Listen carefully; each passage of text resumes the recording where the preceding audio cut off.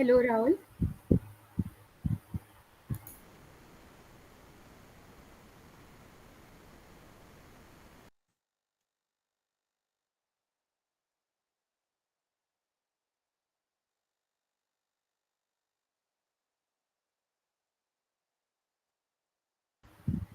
Hello, everyone. If you can hear me, could you please react with a thumbs up?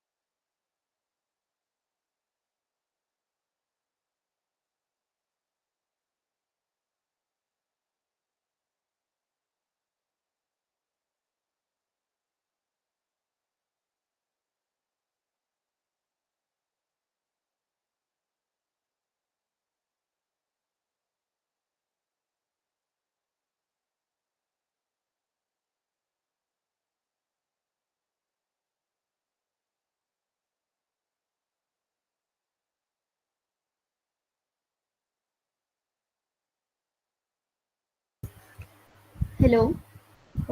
If I'm audible to you, please do react with a thumbs up.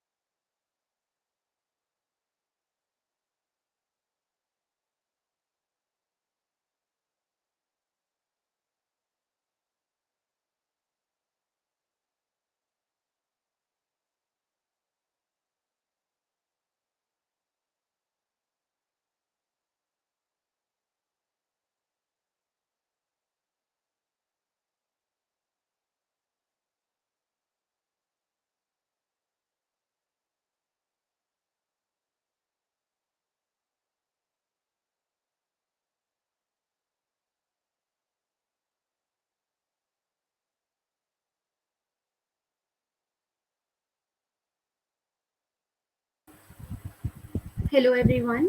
We'll be starting very soon. We'll wait for another 5 minutes and then we'll continue.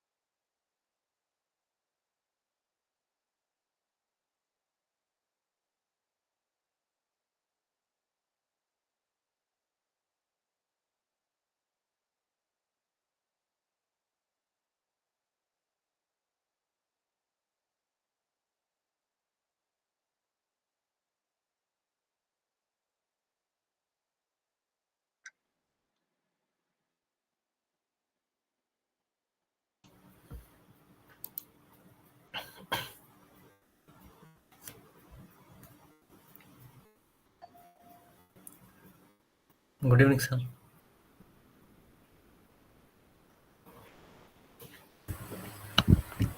Hello everyone. So we are starting with our event for today. Throughout this program, we have had the privilege to explore key topics such as regression analysis with Dr. Vishnu Vardhan, time series with Dr. Varun Agarwal, as well as a deep dive into generalized linear models by Dr. Shikhar Tyagi. These sessions have laid a solid foundation for today's focus on survival analysis.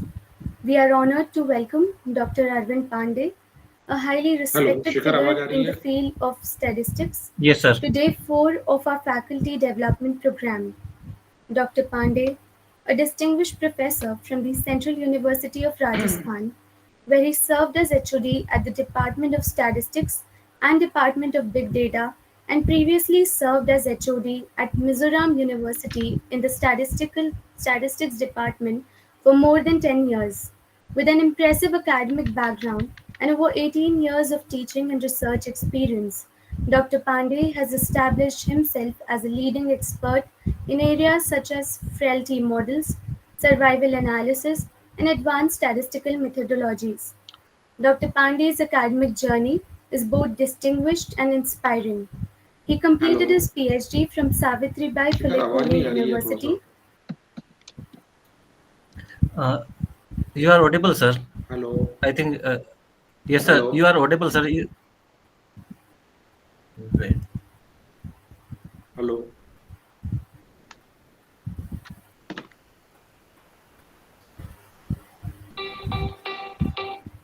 शिखर, मेरी आवाज नहीं आ रही है.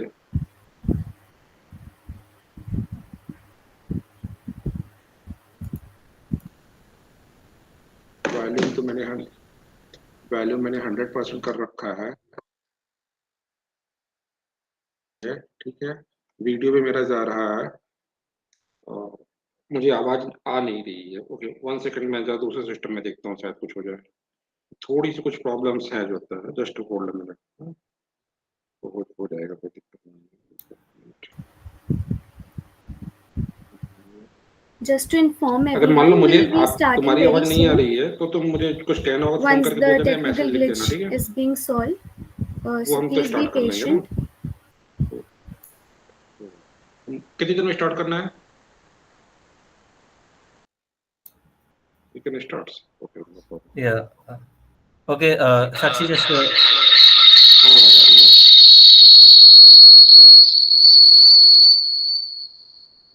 ठीक है, okay. So, okay, Sakshi, we can hand over the session to the Pandey, sir. All right. Okay, okay. Start, sir. so I'm starting. So, hello everyone. So, just a second. Yeah. Okay. So, good evening everyone. Now we are going to discuss about the survival analysis and its applications. So, we will try to give the understanding of the what is the survival analysis, why we are using, and where we can apply, how to handle the different problems faced in the survival.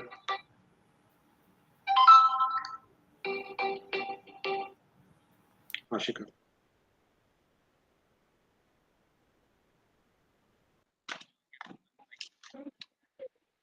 उसका mic off करो. Just a moment. Second तो एक second. और एक second कहाँ हुआ ये back है. ये बैक है मैं शिखा एक काम करता हूँ. काम अब मैं इससे जो लॉग आउट ही हो जाता हूँ. लॉक ठीक है, लॉग आउट हो गया हूँ. हाँ ठीक है, मुझे कोई चीज होगा तो फोन कर देना, कोई दिक्कत नहीं. ठीक है, otherwise message.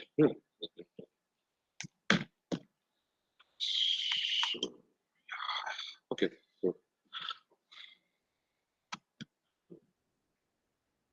Online classes are very good, but this type of practical problems are happening, so don't worry about it. So now we are going to start for the discussion that survival analysis. So why we are going to use the survival analysis and what is the survival analysis? So first we discuss about the what is the survival analysis. So I'm going to share my screen, entire screen. This one is share. Okay, so if my screen is visible, just anyone can say the yes. Is it visible? Yes, sir. Yes, sir. Okay. So now we are starting with the survival analysis. So first thing is the survival analysis. Basically, we are talking about the survival analysis, basically collection of the tools which are used to analyze the data of our interest but data of a particular type, that there is a particular event on which event we are interested to happen. So that event may be the some survival time of particular things, or it may be marriage, it may be a date. If you are working in a stock market, you are interested in the how much time you are going to give get your achieve target, or you want to achieve something, so what time is required, or you're performing any task. For that you need a some time. So whenever we are discussing, so we need a time. Okay, so one second. Yeah, शिखर ये दिख रहा है? Hello,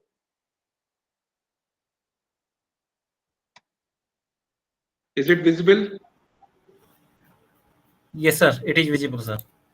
Okay, good. So now we are going ahead, no problem. So survival analysis is generally defined as a set of the methods for the analyzing data where the outcomes variables in the time until the occurrence of an event of the interest. So whenever we are talking about the survival analysis, we are having a one perception that it is just talking about the death or something.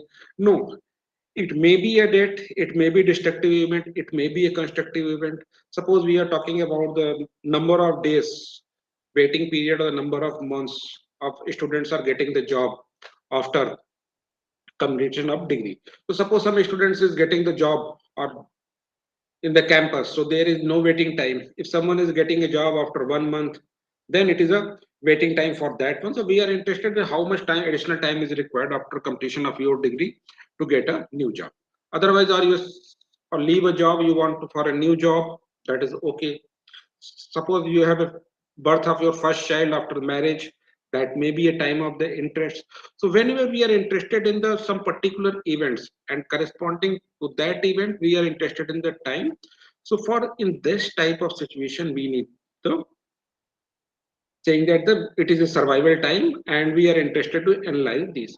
So whenever dealing with survival time, we are not getting the generally negative, because it is a time, so we cannot get the negative values.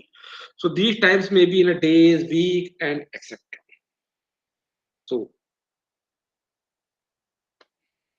okay, so by the time we means the years, month, weeks, or days from the beginning of the follow of the particular events. So that event may be a totally different events.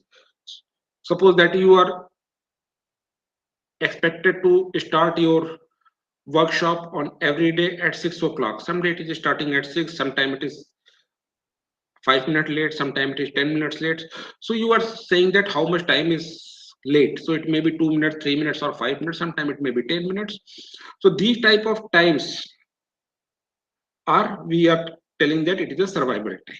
Okay, so by event means we are saying that the death, disease, particular incidents, or some particular repetition of the disease or any repetition of any particular event, and recovery or a particular time.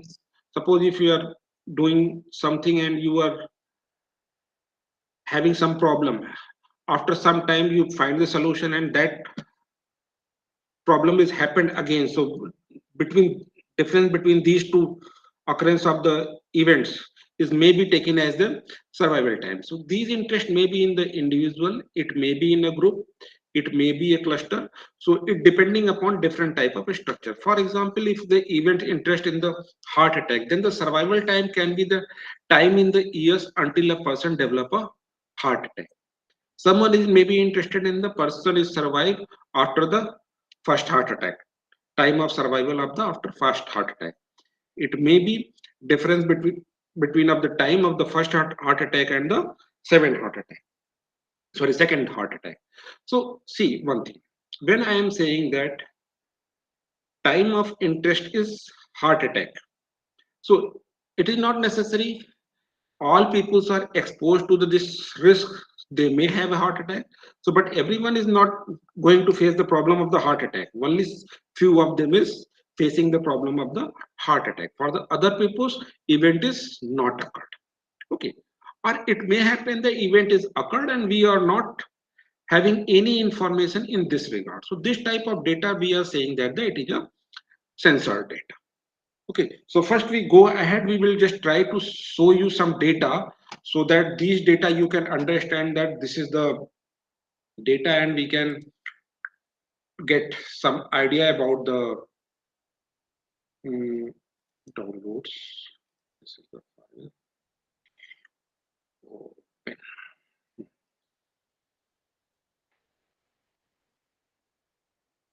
So when you start the, I think all of you are aware about this R software. So we are going to use the R software. I just try to open a one library. So, but it is showing that the on this system, this library is not available. Once I just run this one, I just found there is a error and I don't have any library. So what I have to do, I will try to install dot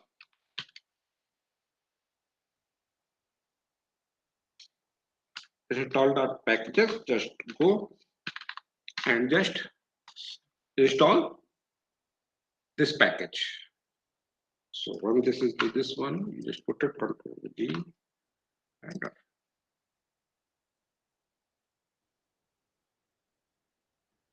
install dot package. One second, no problem. It is not coming. One second.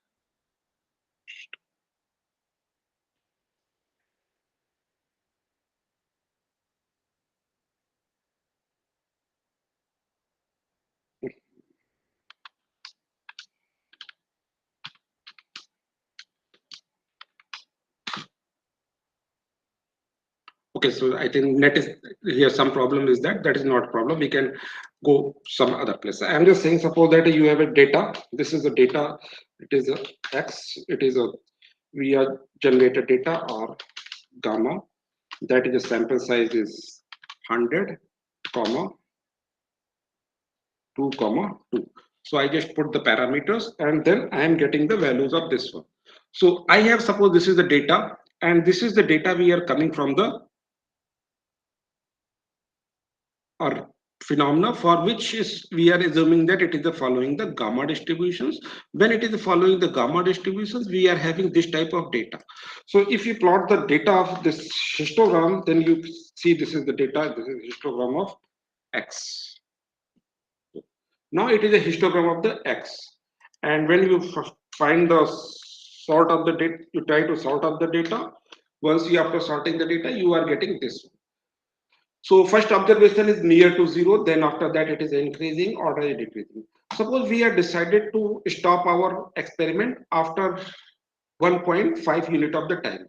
Suppose if I stop my experiment after 1.5 unit of time, so definitely these observations, these three and these remaining four. 7 observations we are not going to note. In other way, it can be happen that when we started the experiment and so we are started the experiment, it may happen that we can note down, miss the some values that we are unable to note down.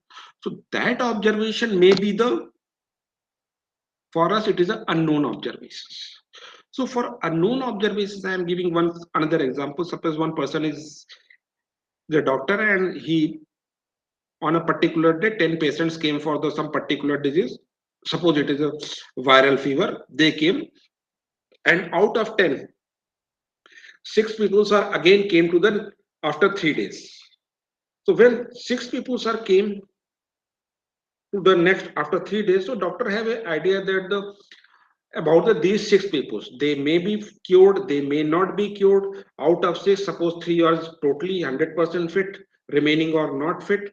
But the person, those persons are not come back, they are not turned up. So for those remaining 4 peoples, doctor don't have any data that what is their status. It may be that they are already get cured and they are fit, due to this reason they are didn't turn up to the doctor. Another case, it may be happen that they are felt so seriously, so they change the doctor, due to this reason they are not coming. So that is the one problem. So for those people, they didn't come up, that is the missing data. So for them, there is no information to the doctor. But out of 10, 6 are turned up.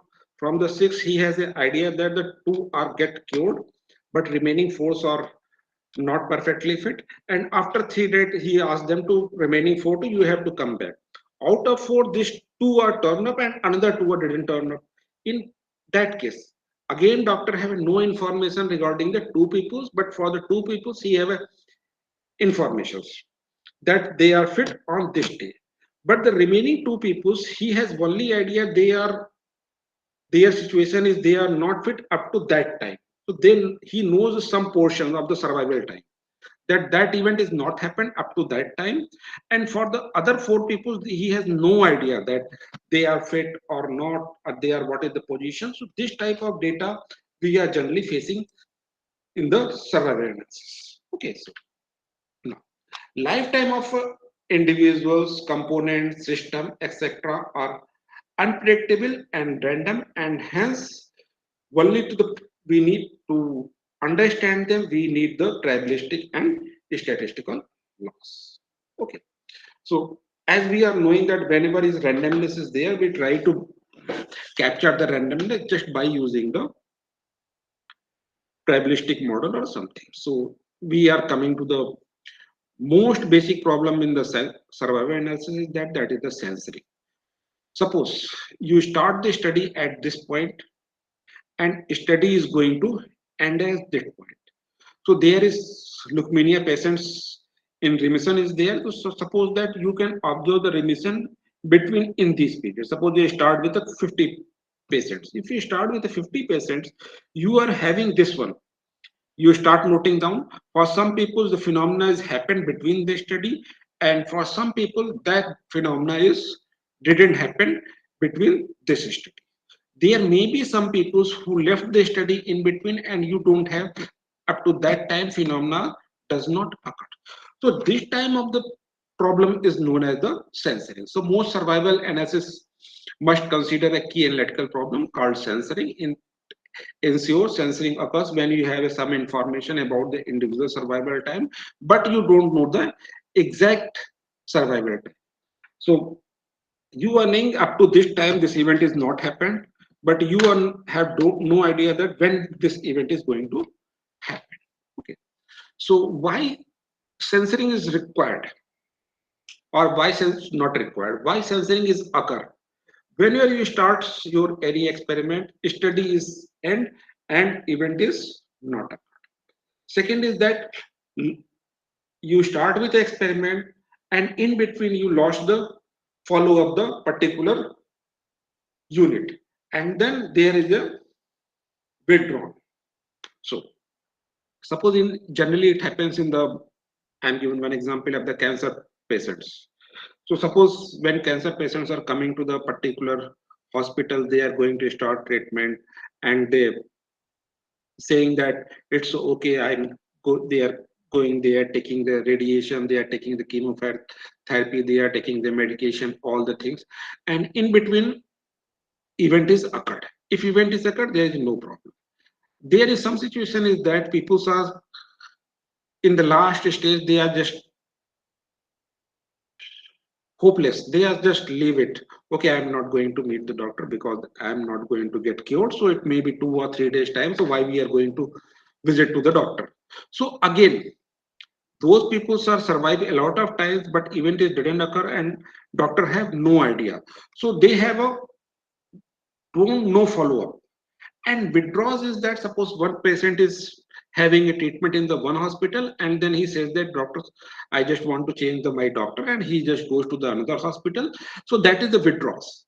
So and so we just discuss the two things, loss of the follow up and withdrawals. And study end and snow event, it is these type of things are generally happens in those places when you are conducting any particular experiment for a time bound period or for a time bound reason, or you are saying that up to this thing is happened, then we stop the experiment. So once you achieve one particular target, you stop your experiment. So for the other units you are not bothered about it. So in these situations you are going to face the problem of the censoring. And censoring is a very natural phenomenon. We are, whenever you're doing anything, you have a are facing this problem. Suppose I'm saying very simple thing. When you start your education, forget about the class first or something. Yeah, start from the class first. From the class first, you have some friends. So you make suppose 10 friends. Out of 10 friends, are when you reach to the high school, out of 10, those friends are reduced. There may be reason that they changes to another school. There may be reason that you have a fights. Fight means you are just withdraw the same thing. They went to the somewhere other places, then that is the follow-up lost. And study even is that you pass the school and but that your friend didn't pass the school. So that may be the end of the your study, but situation is not continue. So in this situation, you started with the 10 friends, and now after high school or enter, you have a only 2 or 3 friends. So if I am talking about the duration of the your friends, how much time you are being a friend, so you can say that the for some issue friends that it is this one, for others it is this one. I am didn't meet to that person from the last 5 years. So that type of things, when you have no idea about the data, you means basically you have a partial information. See, you are having some information, but you don't know the exact time, then that data is basically a censored data. Okay. So they are the generally 3 reasons the why the censoring may occur. A person does not experience the event before the study ends. A person is lost to the follow-up during the study of the period. A person withdraw from the study because of the death. If death is not in the event of the interest or some other reasons, example, adverse drug reaction or the other competing risks. So whenever I am discussing these examples, I am just trying to give the examples of the only medical related fields. These situations are also available in the finance and in the other markets also. So, okay. Now try to understand the things. This is the A, B, C, D, E, and F. These are the 5 peoples are there. A is started up to this one, and this event is happened for T is equal to 5. B is started, and this at the end of the study, it is a happen. For C, it is started at somewhere and the time is 3.5 and that person is withdrawn. Here, see here in the T is equal to 12, study is finished. No observation is there. C is withdrawn. And for the D started from somewhere and then studies end. And then E is started and he is the last. And then for the F, event is happened. So for the A and F, your event is happened. For B, C, D, and E, if T is 12, T is equal to 3.5, T is equal to 8, and T is equal to 6, these are the censored data. These informations are the partial information, event does not occur, and this type of data is known as the censored data. Okay, so now, for the time you are written, the time is 5, 12, 3.5, 8, 6, and this. But if it system is failed, we are giving 1. If it is system is not failed, we are giving the 0. So for A and F, we are giving it is 1. For the other values, it is equal to 0. Okay. So for when we're talking about the C and C, it is 0. For F, it is 1. Okay. Now, then we are coming to the this value of D, C, and it is lost. This type of censoring are known as the right censoring. Right censoring is that something is happened and you stop the thing, and after that particular time you does not going to observe that particular event. So when you fix the time, and if something is not no information of the right side of this one, so we are saying that it is a right sensor data. Okay, so left sensor data is that some event is started but you have no idea. Suppose someone is tested the HIV positive, but you have no idea when he is get the exposure. So when you have a no idea that when this event is started, so then it is a left censored. So now when you are going to study about the survival of the HIV positive patient, then what you are going to study? You are going to study from this point to this point only. Okay, so because you have no idea, suppose it is going to start it from here, but you have no idea because you did the test at this point. So you are going to talk about this point, saying that it is a left sensor data and accommodate your data in that. Okay. Now it is a interval censoring. Interval censoring is that first test is negative. So you are knowing that at the time of T1 there is a no HIV is there, but at time T2 HIV test is positive. So you know that this exposure is happened between time and T1 and T2. So this is basically interval sensing, means you are knowing that before this it is not there, it is generated somewhere after this one, but before to this one. So you have to use this information. So now in interval this situation and this situation, in this situation it is starting from 0 to t. We have no information, it may event can happen anywhere, but here it is starting from 0 to t. Okay, so now we have information that it is between t1 and t2, so we are not going up to the 0. So left sensor data can occur when a person's true survival time is less than or equal to the person's observed survival time. Okay, so interval censoring actually incorporate both right censoring and left censoring as a special case. Left sensor data occurs when the value of T1 is 0 and T2 is known as the upper bound of the true survival time. So अगर आप इसको 0 कर दोगे, that is going to left sensor, and then you can find the right sensor data. Okay, so now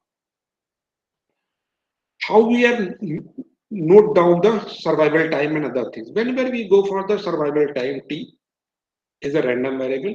So obviously it is survival time that is going to be greater than or equal to 0. T is a specific value of the T. Suppose I am telling that someone is survive is greater than survive is 5. So T is equal to T. So if we are going to denote another random variable 0 or 1, D is a function, D is equal to 1 if it fails, if D is equal to 0 if it is not fails. So whenever we are talking about the survival analysis, whenever we're talking about any time corresponding to that time, there is a another random variable that is D that can take value two values. It is a 0 or 1. If it is 1, that is your survival time is observed. Otherwise, your survival time is does not observed and it is a sensor time. Okay, so when we have a survival time and then it is a hazard function. So I don't read this hazard function, just talk about this survival function. Survival function is that we are defining the survival function is the probability of the time is greater than a particular time t. So if I am saying that survival of any particular unit is working or that is surviving more than a particular time t, so that time is known as the survival of at point t. So when we are writing S1 means probability of t is greater than 1, S2 is means probability of t is greater than 2, St is equal to probability of t is greater than 3. When I am calculating survival of a particular unit is t is greater than 10, means probability of a unit surviving more than 10 units. That 10 may be a week, it may be an hour, it may be a minute, it may be a year. Okay. So survival function st given by the probability that a person survives longer than some specific time. Okay. So survival function, we are saying that a function that provides a probability that any particular unit is surviving greater than or longer than a specific time t. So corresponding to the survival function, there is another function is ht that is known as a hazard function. Hazard function is called the conditional failure rate. So it is a conditional failure rate, means it is talking about the some event is survived up to time t. It is given that the unit is survived time 2 up to any particular time t, and they are talking about the probability that in the next instance, next delta plus delta t time, that is going to fail. So, and that delta t is goes to 0. So we are saying that it is a hazard function. So I will discuss it mathematically afterwards. First, see the. Theoretically, suppose you are saying that your survival function is following a particular theoretical distribution, and that distribution is basically continuous. So you can find the survival function is a very smooth function. This function is always a decreasing function, and it will start from 1, and this one will end with a 0.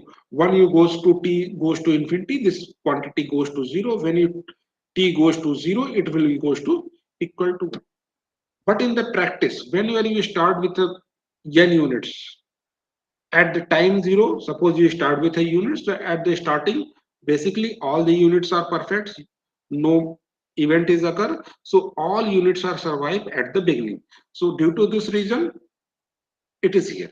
If there is no event is occurred up to this point, so survival time is no event is occurred from up to this point. So means here to here means your survival function is constant. There is no change.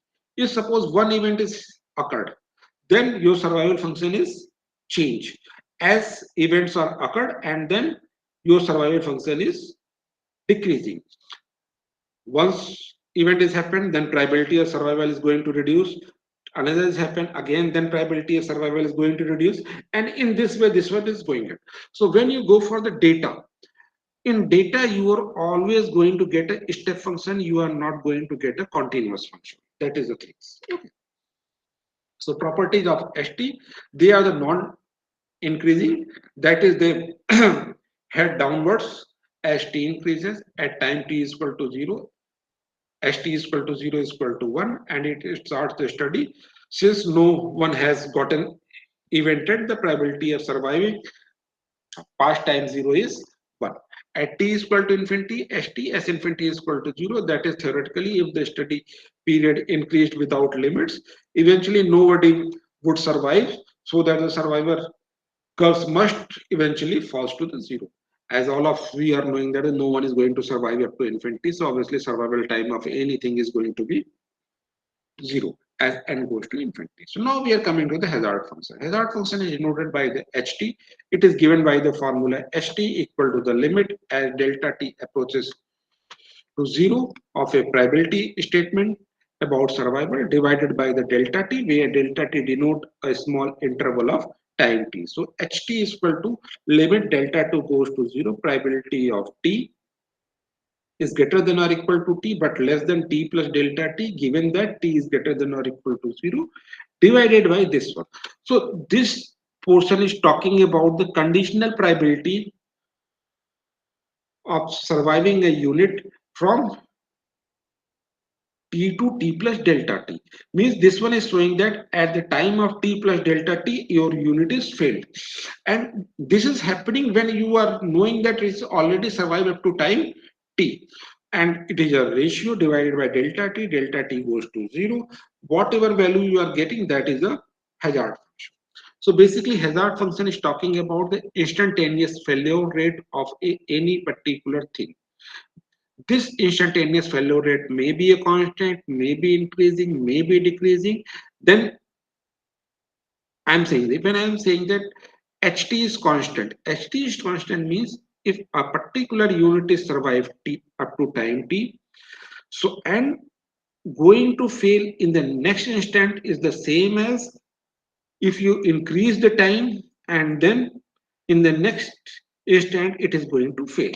I'm giving one example. Suppose you are using the mobile, your mobile is going to fail, that is some problem, battery is having some problem. So when you start your mobile in the first week, on the first day, what is the probability that your battery is going to fail in the first week? Obviously very less probability, there is very less chances. You are not going to say that, you say no sir, my mobile is not going to fail. When I talk to, okay, no problem, you in the first week, and after 1 month again I ask, can your battery is going to fail or your mobile is going to fail? Definitely you say no sir, there is no chance because it is a new. But when I ask the same question after 2 years, so then you are saying that no. So it may be happen that chances of higher is that my battery or mobile is going to fail. What happened in these 2 years? Your reliability of your mobile or battery is decreased. So when reliability is decreased, means at with respect to time, your chances of failure is increasing. Okay. So, however, the hazard function is also interest of the following reasons. It is measure the instantaneous potential where a survival curve is a cumulative curve over the time. It may be used to identify the specific model from the such as the exponential, variable, or the log normal curves for the fitted the data. It is the vehicle by which the mathematical modeling of the survival data is carried out. That is, the survival model is usually written in the terms of the hazard function. So basically, hazard function is talking about the giving you an idea that the you need to survive up to time to as time increases. If it is increasing, means with respect to time, chances of failure is increasing. If it is decreasing, means with respect to time, your product is not going to fail.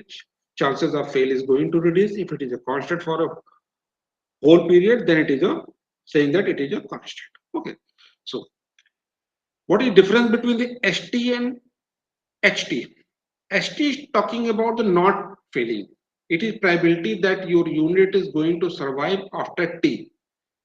This one is showing that your unit is survive up to time T, but in the next T plus delta T, that is going to fail. So survival function is talking about the survival of something is not failing, and hazard function is always talking about the your system is going to fail. Okay. So in this formula, this T is greater than or equal to small t. This is given. It is always given. You are knowing that this unit is worth up to this time and you are talking about the future one. So basically, it is a conditional probability. Conditional probability that probability of individuals fails in the interval t to t plus delta t, given that it is survive up to time t. Okay.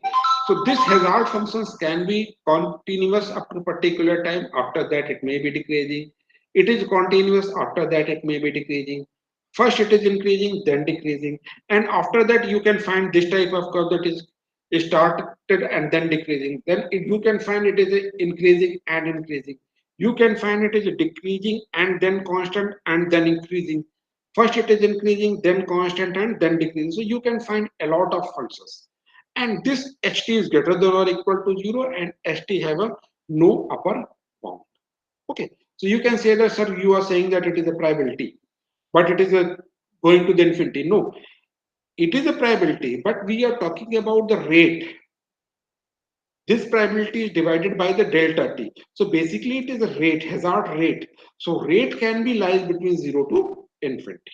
Okay, just be the clear. So hazard function is a conditional failure rate. So for probability per unit time, rate is lies between 0 to infinity. Okay. So when you have a hazard function of this type, then you are saying that it is a constant hazard. If it is a increasing, that is you are saying that it is a increasing hazard function. If it is decreasing, you are saying that it is a decreasing hazard function. It may be you can get this type of hazard functions. So this is a particular designs are there, first increasing and then decreasing, and we go for the theoretical distribution. Then we found that for the exponential distribution, it is a constant. For the Weibull distribution, it is increasing. For the Weibull distribution, it is decreasing. For the log normal distribution, it is first increasing and decreasing. So whenever you have an idea about the any distribution function, you just go and plot the hazard function for the different combination of the parameters.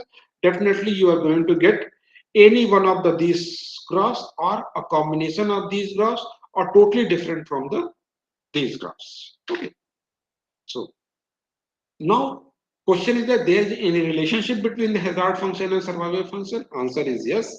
There is a relationship between the hazard function and survival function. Survival function can be written as exponential of minus of integration from 0 to t hu du. So, if you find this quantity hu du, it is hazard function. If you integrate up to 0 to t, with respect to du, this quantity provides you the cumulative hazard function. So basically, e to the power minus cumulative hazard function provide you the survival function, or hazard function can be obtained as a ds by dt divided by st. So what is this? This quantity with minus sign, that is a density function. Whenever you have know the survival function, you differentiate the survival function with respect to t, multiply by the minus sign, that is provided with density, that is hazard function. So hazard function is basically a density function divided by the survival function. Okay. So whenever we go for the survival analysis, we start with a survival time t, that is a random variable. T is a specific value of the t.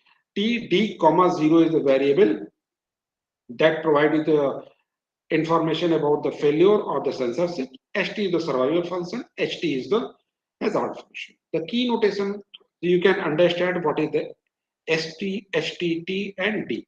So in survival analysis, T is important and corresponding to D. It is censored or observed. It is also important. Okay. So goal of survival analysis is that to estimate and interpret survival function or the hazard function from the survival data, to compare the survival of the hazard functions, survival function or the hazard function, to assess the relationships of the explanatory variable of the survival time. So I am just, whenever you start with the survival analysis, whenever you have a data, you try to estimate the survival function or you can estimate the hazard function. See, whenever you have knowing about the survival function, you can know about the hazard function. If you are knowing the survival function, then means you are going knowing the density function of that random variable. So once you know any one of these, survival function, hazard function, or density function, means you have a lot of information corresponding to the fitting of the data. Okay. So first portion is that we estimate the survival function, and then or you estimate the hazard function and then try to interpret the data. First portion. Second portion is that when we use different survival functions for the same data or the different survival data and try to compare them. Suppose I am saying the one example is that there are two doctors is there, and two doctors is doing the operations independently in the same hospital. When they are doing the operations, so suppose they did the n1 number of observation by the first ones and n2 number of observations by the second ones, and those patients are get cured in a particular time. So for the n1, this is a t1, t11, t12, t12, t13 up to t1 n1, and for the t2, t12, t11, t12, and the t1 and 2 1. This structure you can get the times. So once you get the time, so corresponding to you have a two data sets for the doctor 1, for the doctor 2. Now question is that which doctor is better? When question is that some which doctor is better? So you are saying that I have no idea because I can send any. तो आप कुछ कहने के हाल में नहीं, you are not in a position to say anything. So what you can do, you just go to the data, check the survival time of the patients or cure time, and then find the two survival functions and compare those survival functions. If there is no difference between the survival functions, means the doctor is better. If survival function is more, patients are surviving more, means that doctor is better. And instead of comparing this, calculating the survival function, you can go for the hazard. Third situation is coming to the explanatory variable of the survival time.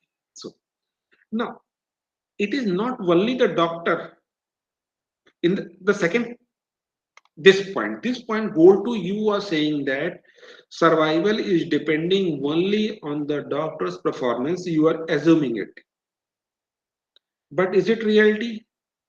When you are talking about the survival of the patients, survival of the patient is also depending on what is the age of the person, what is the gender of the person,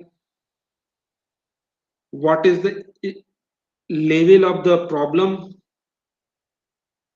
That suppose it is very severe, suppose one doctor is doing the operation only in the case of the when cancer patient in the third stage, and second doctor is doing the operations of the patient those are having in the second stage.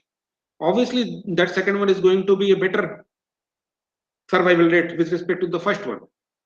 So now you have to again incorporate the situation that if someone is doing the operation for the third stage cancer or the second stage or the first stage or the this type of things, and suppose even the stages are same, if some age is different, that is going to create a problem.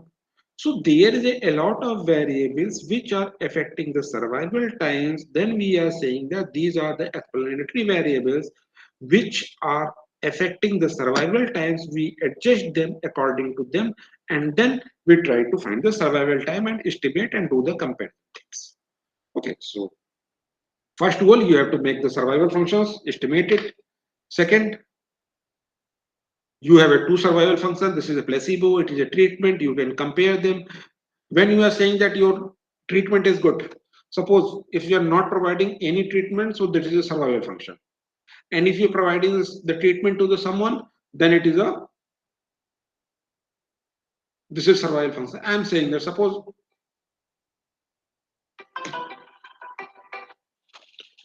हाँ क्या हुआ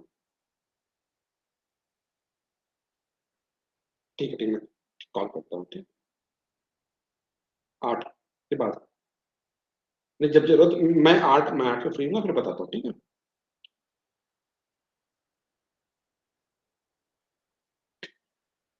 ठीक ठीक हो गया बोलो So, okay, so now you are talking about the treatment and placebo. When placebo means you are not providing any medicine or treatment to this one, so obviously survival rate is going to reduce. But if you are providing a treatment or something, your survival function is not that less, so it is slightly more and you are getting this. But after some time, you are saying that they are the almost same. I am saying that one thing. Suppose someone is passing the age of the 70, so after 70 how much medicine you are taking not taking, it may affecting your survival function but it is not affecting match. Suppose it is if this portion is coming to the 100 years, after 100 years if you are not giving to medicines or protein vitamin or something to someone, so and you are giving a lot of things, so there is not much difference. So you may find that this is the difference. So when you have a difference between these two, so this is our second goal. Third goal is we are just trying to find the survival time or the survival function or hazard function just by incorporating the covariates or the what we are saying the covariates or the another variables by using the cost proportion hazard model approach, and we are developing a mathematical structure, and then corresponding to that we find the survival function, and then we try to use survival function for our analysis. Okay, so one question is then yeah, why goal is required? So only one thing, very important thing, one of the basic assumption for the homogeneity of the subjects of the population which is somewhat questionable. Okay, means when we are starting any experiment, we are saying that all the units are homogeneous. Is it true? No. When you go to the your class, a particular class, all the students are same. No, all the students are not same. It may be that their age is almost same, gender may be different. Forget about the age and gender. Come to their IQ. You have no idea about their IQ. And when you're talking about their performance, you have no idea that how much effort they are making after the class in the class. All the students are present in the class, but some of them are not paying attention. So all the students are not same in the class. But when we are discussing about the any survival analysis classical techniques, we are assuming that all the units are the same. That is the main problem. Due to this reason, we need the third portion. But in the reality, the individuals differ substantially from each other in subsequently to the various disease and the morbidity status. So obviously, when you have a different structures, obviously you are going to get a different outcomes. No matter how many coverts you want to add. Okay, now this shows assumption is that all of them are same. This one is showing the no, all assumptions they are different. If someone is different, so what we do? We will try to find out the criterias on which criterias they are the different. Suppose for the classroom students, first criteria is gender, Second criteria is IQ. Third criteria is efforts made by the student. And fourth criteria is their psychological structure, they want to study or not. I am saying these are the four basic reasons by which we can explain the heterogeneity between the students. But there is no other reason. There may be a lot of reasons. There may be the number of friends, maybe reason of the performance of the student. If number of friends is more, there is chances that the result is not going to good. It may be their genetic structure is that they are the coming from the very good family and their genetic structure is very nice, so that they can adopt each and everything very easily. So that may be another reason. So there is a lot of variation is there, covariates is there. You want to add them, but they are not going to finish. Okay. So no matter how many covariates you want to add, it will be never be to the complete one, especially in the case of the human studies. Okay. So now suppose you have a 1 to up to n individuals. These are T is the survival times, D is the D1 or D2. This value is talking about it is 0 or 1, it is 0 or 1. X1, X2, XP are the P different covariates.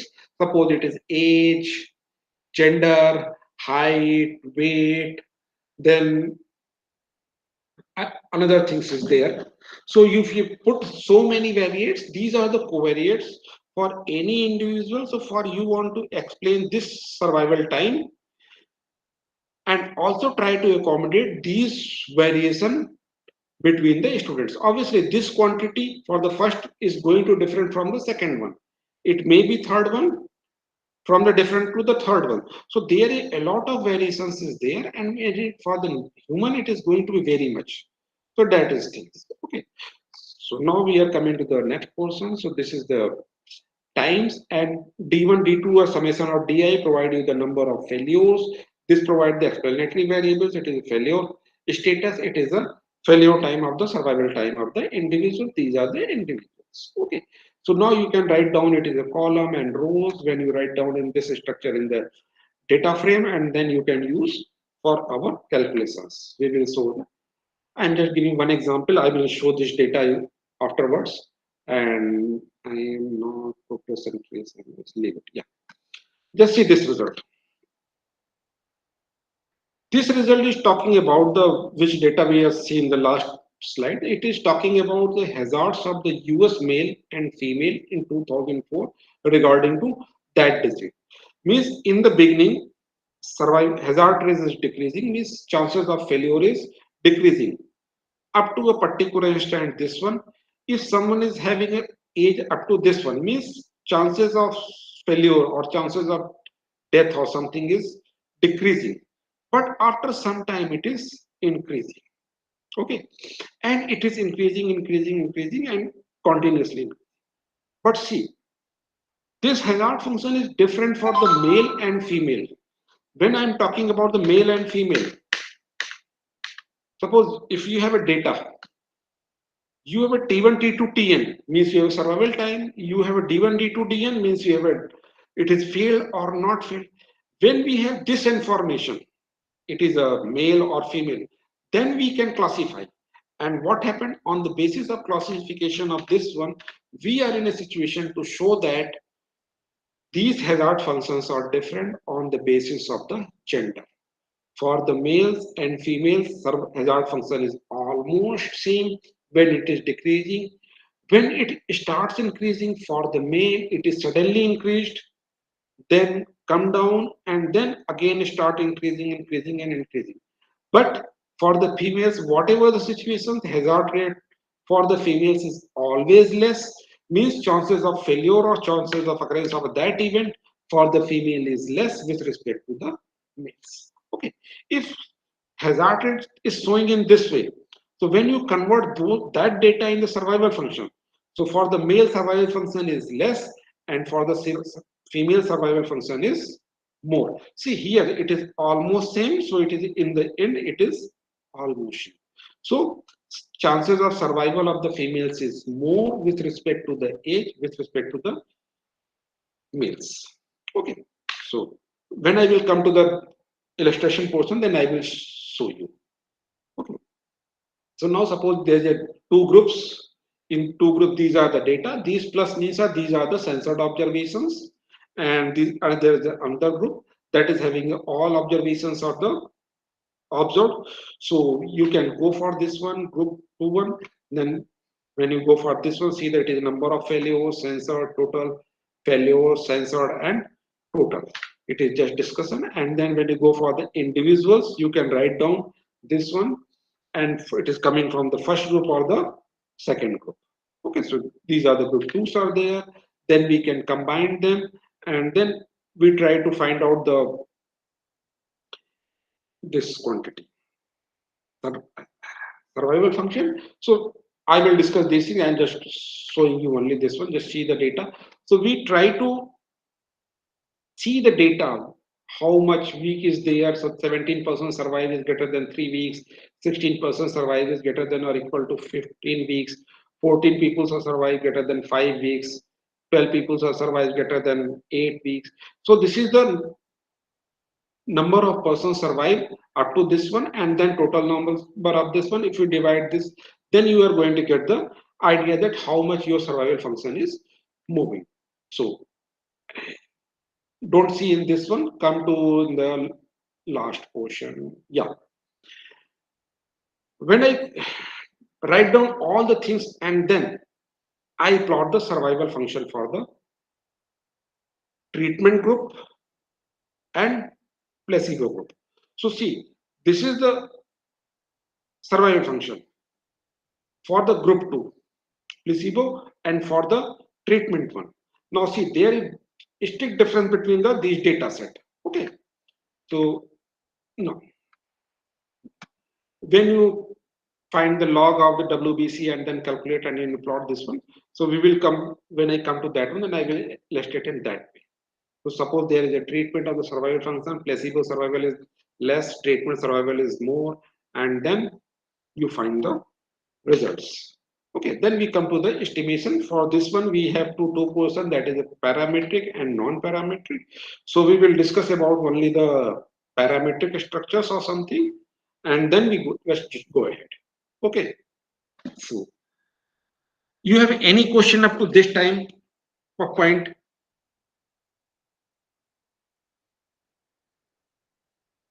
Any questions? Yes, sir. Someone just raised the hand. Anjali Nair. Shikar, can we, आवाज नहीं आ रही, can we go ahead for the second portion? Yes, sir. Someone raised the hand. Anjali S. Nair. If you have the question, you may ask. Otherwise, we can proceed. No, sir.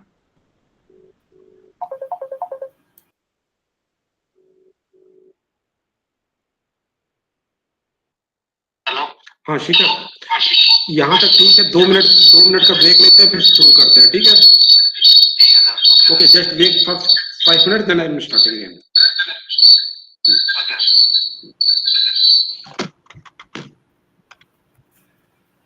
Okay, dear participants, we just take a short break of 2 minutes, then we will start again.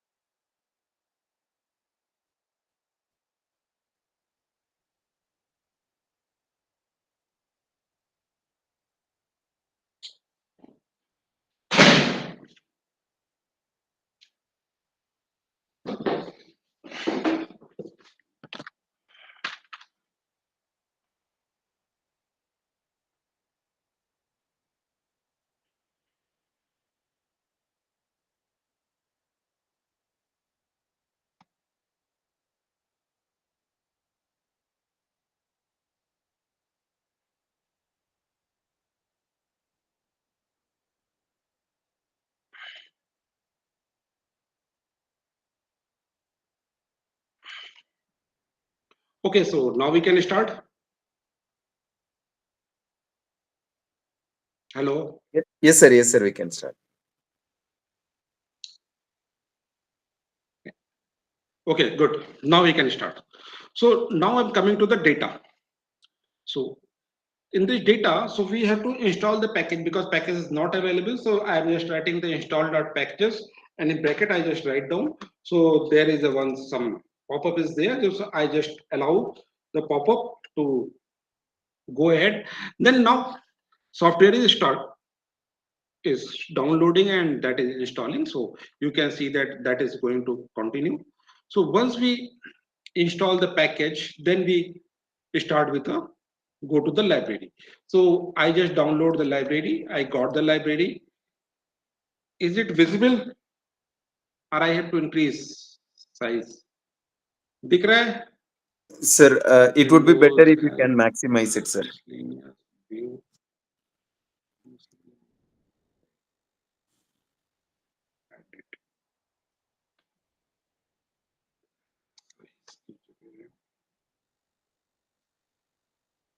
Okay.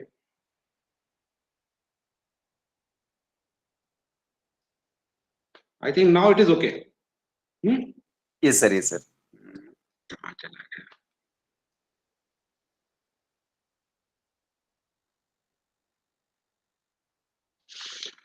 Okay, so now I just install this one. Then I download a particular data set, which data set I show you in this last one slides. Then I'm not getting this one is showing somewhere this number of data, so I have no idea. So I just try to see the only 23 to this. So this one, this data is basically a particular time in a week, and this there the delta is given. So that delta is providing that your observations occurred or not. So means event is occurred or not. So when it is talking about the events, no. So we have this one. So I get the data in this type survival time in this sorry for the survival data you need the T and D. T is the time and D is the corresponding that one. Observed or not observed. So you start from that is survival time is 8 week, 4 week, 8 week, 8 week, 8 week, 9 week, and so on. These are the survival time is occurred. For 43, it is does not occur. For the 48 and 50 and 51 weeks, event it does not occur. So in this way, you are going to get this one.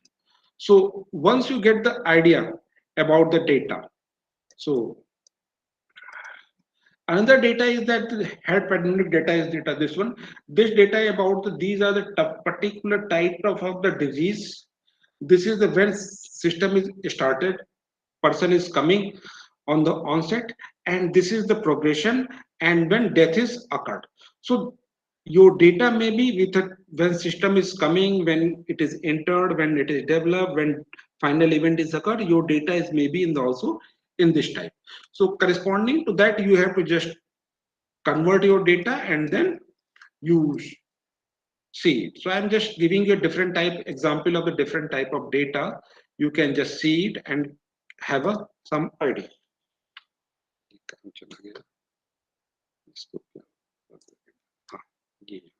Okay. So now this should be equal to what a bracket. Not that this bracket is int error, no problem. I just shout it again. Yeah. See, there is a lot of data set. This data set talking about the prostate data set. It is a grade is poor. This one poor, medium or something, and then stage T2, T3, T1C. These are different type of a stage. This is the age group.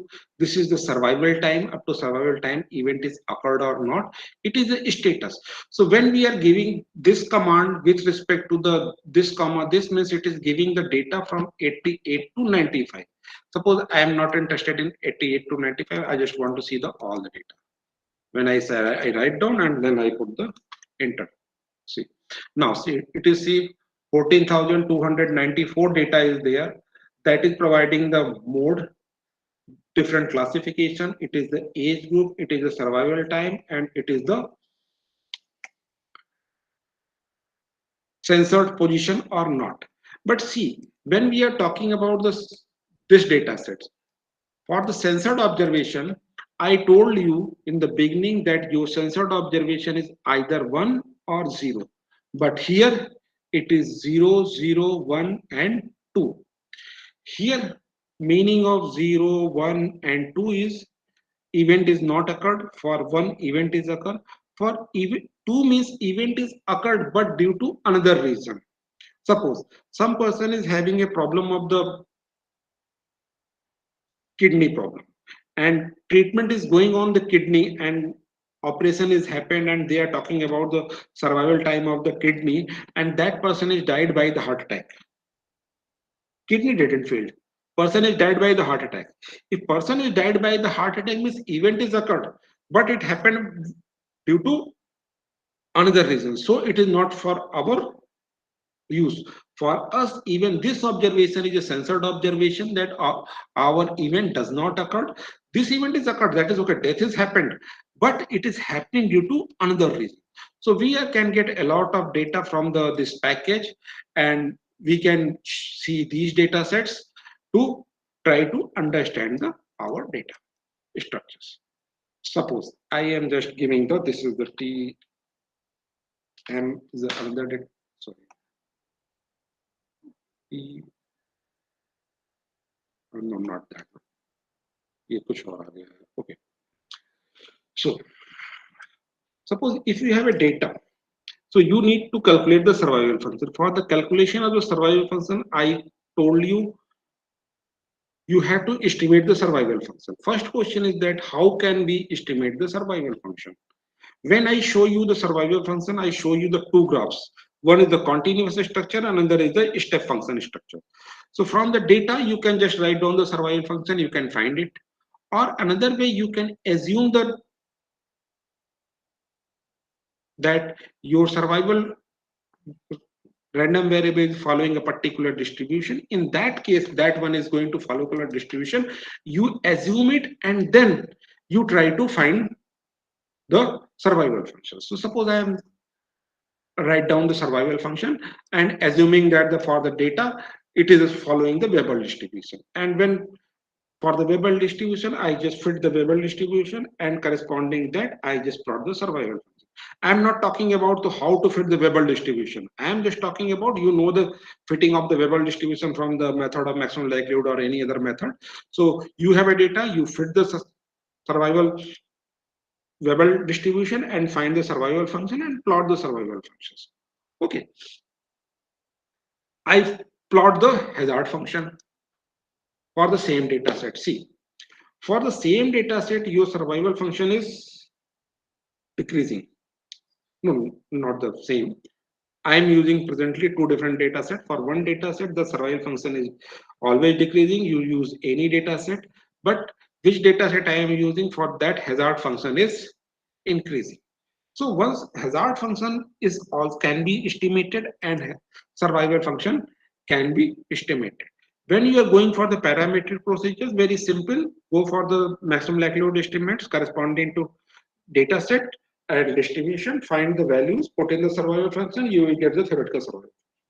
But when you are doing this problem with a non-parametric structure, then you are going for the Kaplan-Meier estimates and other estimates, actuarial estimates or another estimate. That is going to create a problem. In that case, you have to deal with the problem of the repeated observation, equality of the observation, a lot of things is there, and then you have to find the structures. So I am not going to tell you right now because it is very vast thing. I am just saying to you that you have a data, estimate the survival function by using parametric structure or non-parametric structure. Then on the basis of survival function, you try to interpret your data and find the results and make the conclusions. If you have more than one data sets or system, you want to compare them, you can use the survival function or hazard function for the comparison of these things. And then in the way you can do it. These methods are working. I can show you in a very simple way. Suppose you have a data set. I am saying that I am generating the random variable of from the Weber distribution with shape parameter 1.5 and scale parameter 1.05. So if I generated some data, the mean of that data is 30.59 and median is this one. When you go for the theoretical value of the mean and median for the Weber distribution for given shape and scale parameters, so we found these are the this one. See, it is almost same for a particular sample. It is this one, and median is sorry, median is this one. So we are saying that when we are calculating math, things are working in a nice way. Okay, so I'm giving you another example. This example is saying that you are generate data from the gamma distribution. For the corresponding gamma distribution, you try to estimate the hazard function, and then you plot the hazard function in this way. When I define the hazard function in the beginning, I just define the density function divided by the survival function. So since you are knowing that for the Weber distribution, density function is in compact form, survival function in compact form, the ratio of the survival and density and survival function is going to be in a compact form. But what happened with the gamma distribution? For the gamma distribution function is not in compact form. So obviously you are not going to get the survival function in the compact form. But mathematically or by the data, you can find this one. Just use these structures commands and then you can find it. Otherwise, there is a lot of numerical methods. You can find it and then you can do it. If you are want to use the non-parametric structure, so for the non-parametric structure, I am saying that this is the data. Data is 7, 6, 6, 5, 2, and 4. These are the data. And these are censored is 0, 1, 0, 0, 1, 1. Means out of 6, 3 observations are observed and remaining 3 are the unobserved. So when I just written down the survival function of this, survival data, so I am getting 7 plus. Whenever plus is there means whatever we are doing it, that is basically a censored observation. Otherwise, if there is no plus sign, means you have a observed data. So we just try to find out this Kaplan-Meier estimates. Before going to the Kaplan-Meier estimates, we summarize the data. There is a 6 event, 3 events has occurred. Median is this one. Lower control limit, lower limit is this one, and upper limit is coming to the infinity. That is going to no problem. So no. I'm not telling you the how to calculate the Kaplan-Meier estimate. I'm saying that once you calculate the Kaplan-Meier estimate, you are going to, from the data, you are going to get the Kaplan-Meier estimate in this way. And this is the upper limit of the Kaplan-Meier estimate, and it is the lower limit. So it is a time. These are the 2, 4, and 6. Why it is 2, 4, and 6? For the 6, 2, and 4. These are the events are occurred. These are the events occurs. Number of points at risk when this event is occurred. In the beginning, it is 6 observations. At the time of this event, 6 is occurred. And when 4 is happened, at that time of 5. But when you come to the 6, only 3 observation is at the risk. Why 3 observations are there at the risk? Because this 5 plus is, and this is not there. This 5 plus is not there. These two are occurred. So only these 3 observations are values, or so these 3 units are there for the this one.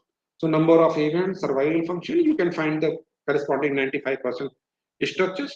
These structures provide you the Kaplan-Meier estimates, its upper limit and lower limit. Okay. So I'm just saying that there is a one method of Kaplan-Meier estimate. There is another method is Nelson method. This method will also provide you the same things, same data structure, but when you see, you find that their estimates are the different because they are using different approaches to calculate it.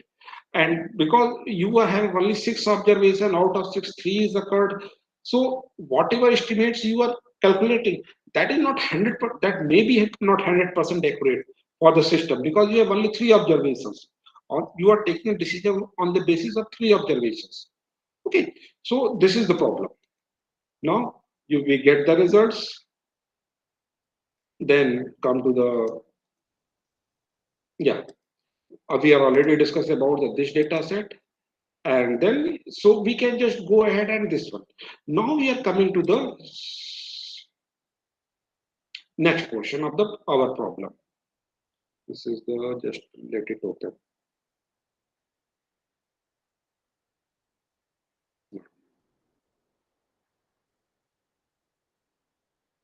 Yeah. Control. No. Okay, so no problem. So in this portion, I am going to introduce you on another portion of the survival analysis. So we are saying that in the survival analysis, we discuss about the what is the survival analysis. We have an idea that any time to event we are discussing collection of those methods. So when we are talking about the survival analysis, assumption is that the homogeneity is the basic assumption, but problem is that this homogeneity assumption is never fulfilled. We are always getting the heterogeneous data. So for these heterogeneous data, we try to find the reasons why heterogeneity is there. So standard survival models assume independence between the survival types. So we are going to propose the frailty models that provide a useful extension of the standard survival models by introducing a random effect frailty when the survival data are the correlated. And frailty models can be used in the survival analysis to represent the random effect or the unexplained heterogeneity between the individuals of the groups. Multivariate or the cluster failure time data are commonly encountered in the survival analysis, and finding an appropriate method to model the correlation among the observation is a very important issue. Frailty model provides an appropriate method to model the correlation among the multivariate data. So question is that key in survival analysis we are getting a lot of data. Sometimes it is in a cluster, sometimes it is in a group, sometimes it is for the individuals. Individuals may are not independent, they are dependent, they have a correlation. That correlation may be high, that may be this one. They may be independent under certain conditions. We put the conditions they are independent. So a lot of problems there. Means basically if you have a data, units are not homogeneous, they are heterogeneous. Means when we are generally discussing in the statistical analysis, we are saying that the x1 x2 x1 observations are independent. So when things are independent, doing the analysis is very easy. But when they are not independent, they are dependent, they are correlated, and reason of correlation may be one unit is correlated to someone with a, due to some reason, but to third unit is it is correlated to the another reason. So this correlation structure is also complex. So what we are saying that we are trying to explain this heterogeneity with due to different reasons. To explain this heterogeneity, we are assume a lot of covariates. So a lot of covariates means due to the age, gender, height, weight, caste, creed, whatever you want, you can add it. And whatever you're thinking, you can add those covariates. If that covariates is significant, that will provide you a result. Otherwise, at the time of calculation, you find that your covariate is not significant, just remove that covariates and go ahead. So, but when we are doing this one, we are neglecting a lot of covariates. So frailty is the problem of neglecting covariates motivation to the explore to the new models. Common reasons for having unmeasures of the neglected covariates. हम covariates क्यों, why we are leaving it? We are leaving the covariates only for the first reason is that if there are too many covariates to consider. Suppose there is 5,000 covariates are there. What you are going to consider them? Suppose those people are doing the survey for this consumer price index and the inflation rates. They are when they're collecting the data for them, covariates is more than 5,000 covariates. For the 5,000 covariates, they are collecting the data. And it is not necessary that all covariates having the same effect on inflation. But inflation is there, but it is affected by the covariates. So they have to correct the covariates. So when they will go for the analysis, what will they will do? They are going to use 5,000 covariates or 10,000 covariates. No, they are going to leave it. Problem is, once they leave something, that is going to create a problem. So there is another way lack of appropriate tools to measure of the covariates. I am knowing this genetic effect of some person is having a very important role in the survival of a person, but I have no instruments so that I can measure the genetic effect. So what I do, obviously I will leave it. I am not going to include genetic effect in my study. Then another is thing that researchers are not aware of the influence of the potential covariates that might not exist. That might exist. Means I am working on the something and doing a lot of things, but there is something is affecting my result and I am not aware of that one. Suppose one doctor is giving the medicine to the patients for the simple cough and cold, and his patients are providing him the ice cream in the evening. So doctor is not aware that this person is eating the ice cream in the evening. Okay, so there are a lot of covariates that may exist, but we are not aware. So these three regions are combined. There are a lot of covariates which we are neglecting. Either we are intentionally neglecting or unintentionally because we are neglecting due to particular reason because we cannot measure them. Third is things is there, but we are not aware of that one. Due to this reason, we are neglecting. So all the covariates which are neglected, they are having a combined effect, and that is changing the our hazard function, and hence it is changing the survival function of the system. So not all the necessary covariates are included in the model, which modify the distribution of the survival time and make the model parameter biased, make the assumption of heterogeneity unrealistic. Therefore, we need to introduce some random variable that account for the neglected covariates, and we call these neglected covariates, combined effect of them is the frailty. So basically, it is coming from an extension of the cost proportion hazard model. So frailty is an extension of the cost proportion hazard model in addition to the observed regressions. So first, I will discuss the what is the cost proportion hazard model. So suppose this is the hazard function. From the data, you are estimating the hazard function. I think I show you the hazard function structure. I think somewhere this one. Yeah, I show you how to estimate the hazard function. This hazard function is estimated. When I estimated this hazard function, I am having only assumption is that your distribution is following the gamma distribution. So this portion is coming from that one. But there is a lot of covariates for that data. Is height is there, weight is there, gender is there, a lot other things are there. These are the covariates, and these are the corresponding regression coefficients. So this combined effect, this model, this structure is multiplying on the hazard coming from the only data. When you are assuming your data is homogeneous, then this is coming from the data. If you are having a heterogeneity, so you are combining this one so that actual hazard function is changed. So it is a known covariates with assumption that all are homogeneous, combined effect providing you the exact heterogeneity structure. So that is providing the exact hazard rate that is having an effect of your covariates also. So a lot of portion from the unexplained portion of the variation that is explained by the this portions. So this method is known as the cost proportion hazard. So when we are talking about the we are persons working on the frailty, we are saying that okay. So why you are talking about the known covariates? We are also talking about the unknown covariates which are having the effects, and we are leaving them.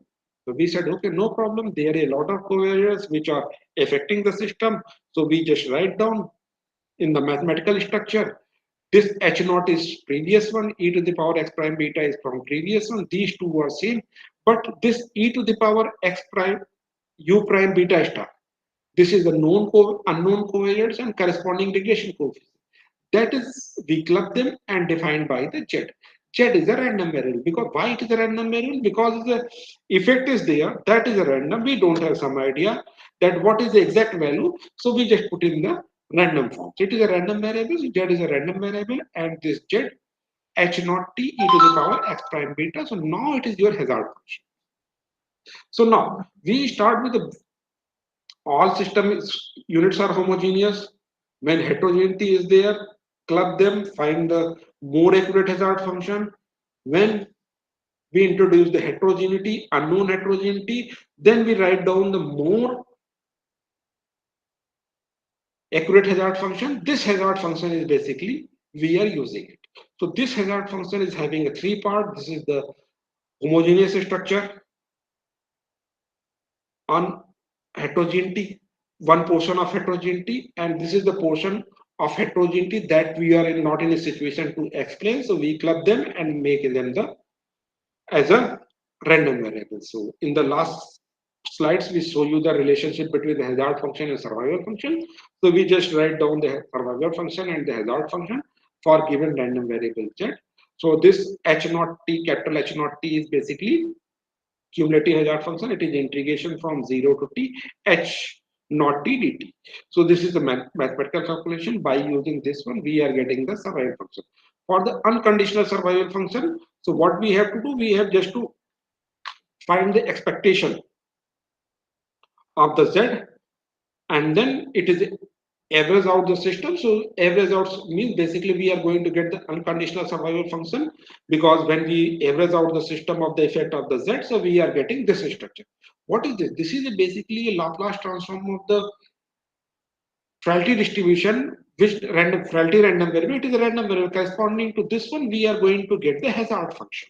So this hazard function, sorry, this survival unconditional survival function can be written in the form of the Laplace transform form of the random variable, which we defined as a Frilty random variable, and as a function of the hazard cumulative hazard function and the known covariates, club them, and then we can find it. So we can find this structure. This structure provides the survival function. Once you get the survival function, you can just go ahead, estimate the parameters, you get the your model, and whatever analysis you want to do, you can. Now we are coming to the second portion. So shared gamma frailty models. So before going to the shared gamma frailty models, I just want to discuss what is the shared. Shared means, suppose I take example of the two doctors doing the operation in the same hospital. They have a different survival rates and something, but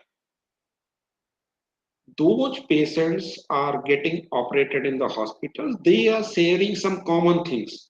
They are sharing the hospital's OT. They are sharing the nursing staff. They are sharing the junior doctors. They are sharing the way of hospitals taken care by the administration, their cleanness, their hygiene, all the things they are taking shared by the all the patients. But these things are having an effect on the survival of the patients. So once you remove this portion, then the patients are going to be independent of the first doctor of the second doctor. So for this one, so we have to do one thing. This jet, we assume a lot of distributions from the distribution theory and use them as a Frilty distribution, and then try to find the models. So we are starting with a gamma distribution. For the gamma distributions, all of you know that the gamma distribution is having a two parameter alpha and beta. But when you go for the Frilty estimations, just wait. This up to this portion is okay.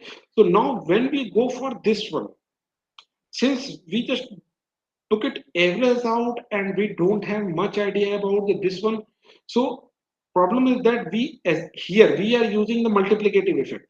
When we are using the multiplicative effect in any particular system, then we have to assume that expectation of that z is equal to 1. It is very similar that when you are talking about the linear models or regression, and where you are adding the error term epsilon, and you are assuming that mean of that expectation of that random variable is 0. So when you're going for the multiplicative effect, you have to assume that it is equal to 1. So for that one, this z is expectation of z should be equal to 1, and then we are going to estimate the variance parameter and then just go ahead. So for gamma distribution, when we have to assume that gamma distribution is having the mean 1, so for that portion, you have to find your scale parameter and shape parameter going to get the same value. Suppose both are having 1 by theta, 1 by theta. So corresponding Laplace transform is given by this one, and the corresponding variance is this one. Okay, so here shape parameter and scale parameter are both are 1 by theta. So why it is 1 by theta? Because it is a problem of identifiability is there one side, and on the side we are discussing the multiplicative effect in that side. Suppose I am saying that you have a gamma distribution for the data set, and I am saying that the mean of the data set is 10. So what is the possible value of alpha and beta? So if I am saying that mean is 10, means suppose I am written the structure in such a way that mean is alpha into beta. So you can say that alpha is equal to 2, beta is equal to 5. Alpha is equal to 5, beta is equal to 2 combination is there. You can find a lot of combination. So only on the basis of expectation, you cannot pinpoint find the exact distribution. Due to this reason, we said that expectation is 1, no problem. Now we have to estimate the variance. When expectation is 1, means your one parameter is the scale parameter and shape parameter should be equal to same, because in which form we are written here, mean is alpha by beta. So alpha is equal to same as the beta is equal to, so then we are going to get 1. So this is the structure. So what we do, this S, it is a Laplace transform. Compare this. It is LZS. It is written in this one. What we written in the beginning? LZ H naught T e to the power x prime beta. Means S is equal to H naught T e to the power x beta. So we just put it here and then we are going to get the model. So when you go for the bivariate structure, two component system, corresponding Laplace transform can be written in this form, corresponding survival function in this form, and then we can just see it is the 1 plus theta j structure is this one, corresponding to this theta is there, we have to write down s. So for s we have to just copy this one and put it here, and then you are going to get the pivot structure model. But for this one, it is a cumulative hazard function for the first component, it is a cumulative hazard function for the second component. You can theoretically you can change them, and then for the different, by changing this cumulative hazard function, you are going to get the find the different survival function. Just use this survival function to estimate the parameters. Okay, and then you can fit the models.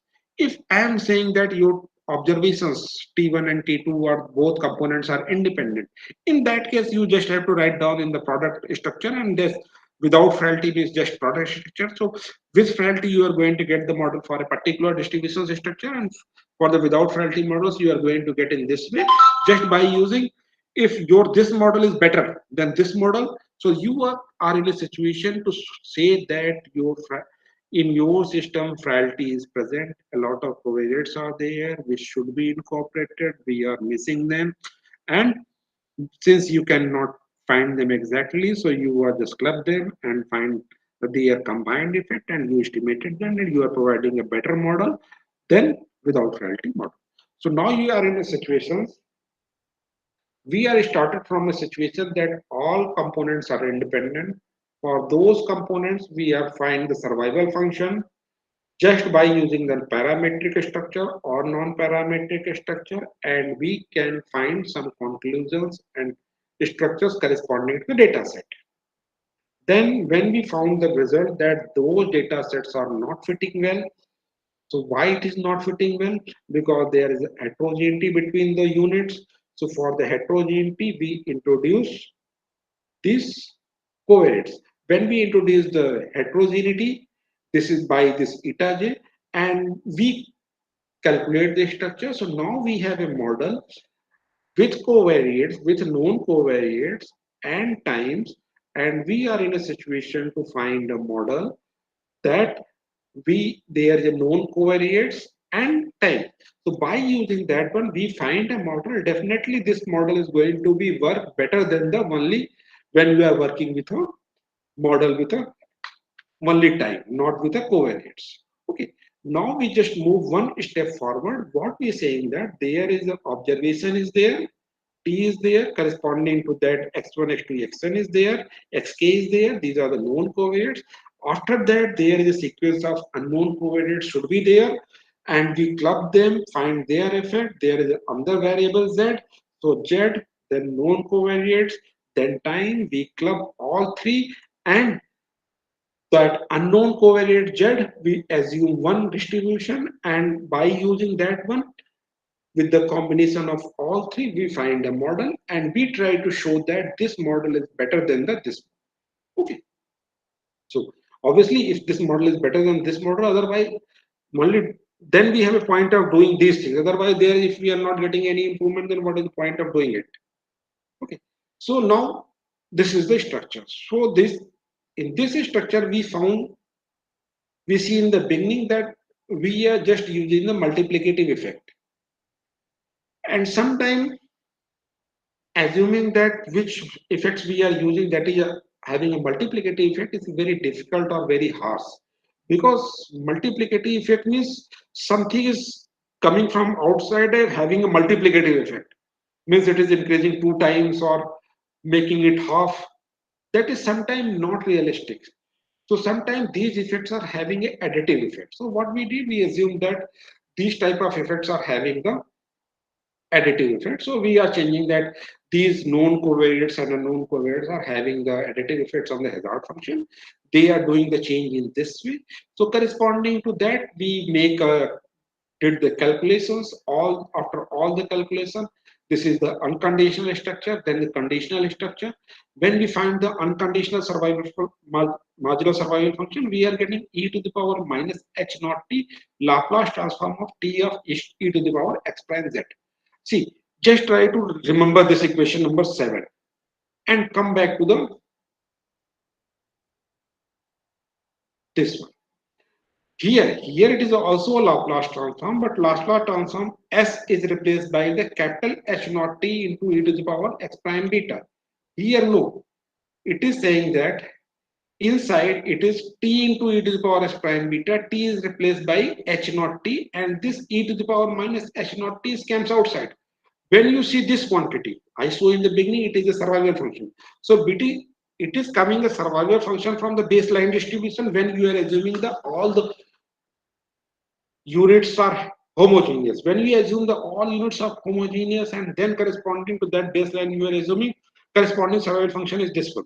So basically it is a product of the corresponding baseline survival function and Laplace transform of the time as a function of known covariates for the unknown covariate distribution. Okay, so this portion is talking about the heterogeneity, homogeneous portion.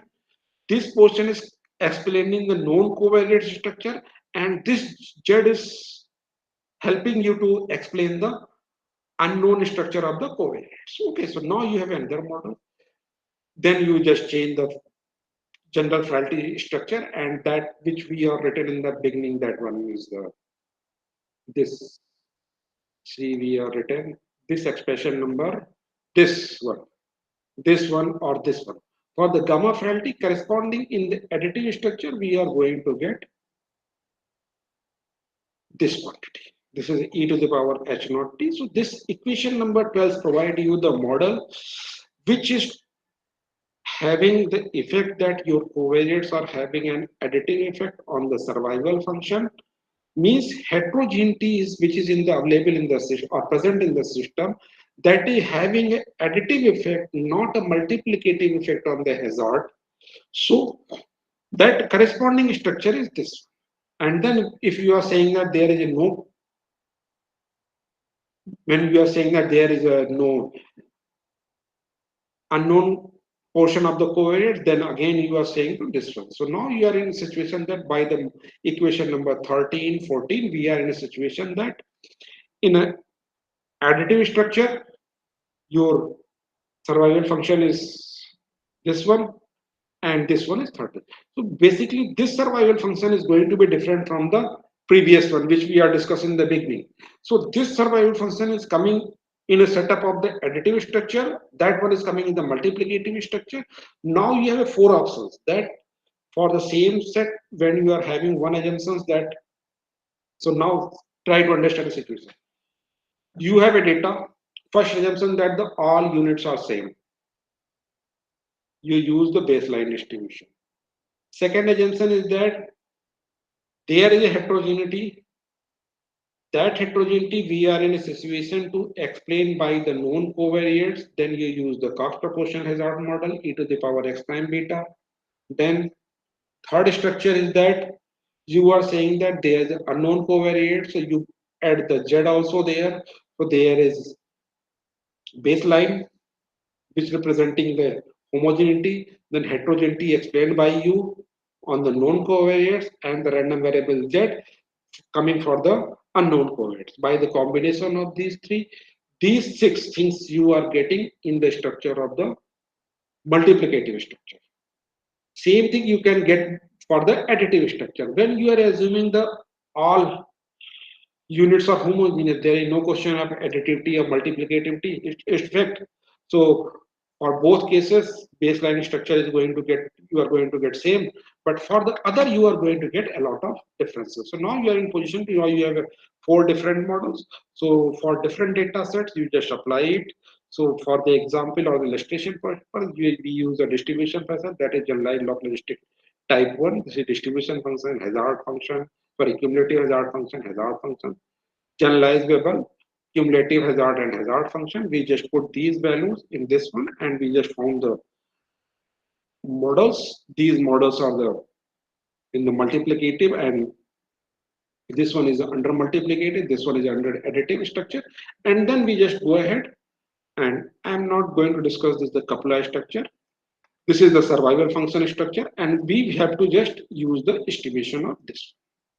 Now see, just see, try to see it. It is a bivariate structure. It is alpha 1, t1, gamma 1. 3 variables are here, 3 are here, 1 is theta, 3, 3, 6 plus 1, 7, and this eta j e to the power x prime beta. So we are not still count about the unknown covariates which we are knowing. Suppose we are 3. So now here, then you have a 10 covariates, 10 parameters you have to estimate. So whenever you have to estimate the 10 parameters and all the parameters, let's forget about the regression coefficients, remaining 7 parameters are very high in the highly nonlinear structures. So estimating them, that is going to be a lot of problem. And this problem is not only here. When you go for the data, these data is a censored data. And this censoring is a random censoring. It is not that you stop the experiment or something. It is like that you are conducting the experiment and suddenly something is missing. No. So suppose that you are T1, T2 for the both component, when both are observed. When first is observed, second component does not observe. When second first is not observed, when second is observed, when both are not observed. So you can find a lot of combinations if you have bivariate data structures. Corresponding to that, we have to write down the likelihood functions. Then corresponding to that, we have to write down the density function. These density functions, then which method we are proposing? We are proposing going to for the Bayesian estimation structure. For that, we just generate the data by using the codes. Instead of using 4 or 5 known covariates, we just use a single covariate generated from the binomial distribution with mean 0.5 and variance is this one. We computed e to the power x not beta naught, and then generate this one and this one. And then this is the process of the random number generation. We generated the data and used the Bayesian estimation, and performance of the Bayesian estimation procedure is given.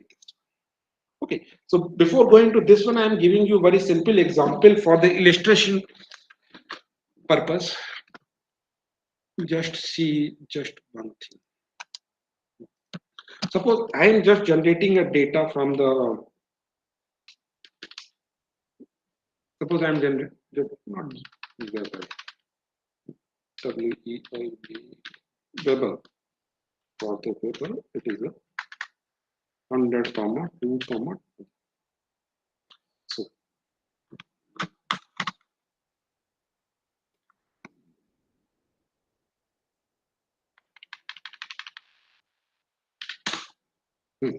so what I generated, suppose I am generated a data, and this is the data set, and this data set is suppose I stored in the X. Okay, so now suppose you are generating this data and assuming that your all observations are coming from the Weber distribution and all the observations are independent, definitely you are going to fit the Weber distribution, you are going to get very good result. You have no problem. But problem is when going to happen?